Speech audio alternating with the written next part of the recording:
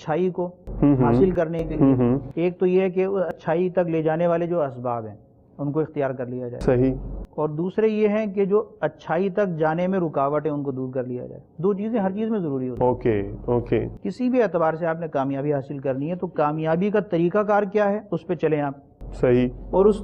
کامیابی کی سمت جانے کا جو طریقہ کار ہے جی اس پر چلنے میں جو رکاوٹ ہے ان کا دھیان رکھیں، اس سے بچیں، ٹھیک ہے، ورنہ چلنا شروع کیا آپ نے رکاوٹوں نے آ کے آپ کو پکڑ لیا، گھیر لیا، تو اب کیسے آپ کا چکر آگے صحیح، چلے گا؟ یعنی آپ وہ دوا تو کھا رہے ہیں آپ، لیکن دوا و آپ پرہیز کا سلسلہ ہو گیا۔ یس تو اب اس میں یہ ہے کہ چونکہ ایک وہ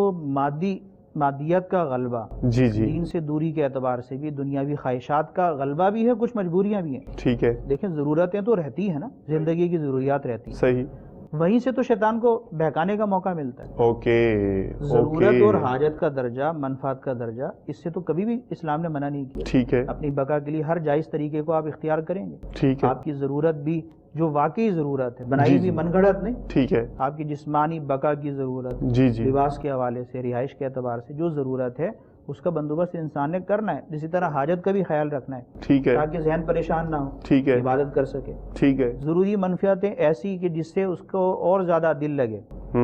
فکریں منتشر نہ ہو، ان کو بھی اختیار کر لینے میں جو ہے وہ اس کو کرنا چاہیے۔ لیکن یہاں سے کیا ہوتا ہے کہ اس سلسلے کو دراز کر دیتا ہے شیطان، ان دنیاوی جو امور ہیں اس کی طرف غیر ضروری توجہ دلا کر، ٹھیک ہے، جو تھوڑا سا جانا تھا جہاں پر، جی وہاں زیادہ آگے لے جاتا ہے، اوکے، اور جہاں زیادہ جانا تھا جہاں زیادہ جانا تھا اس کو بلا دیتا ہے۔ اوکے، یہ طریقہ ٹھیک نہیں ہے۔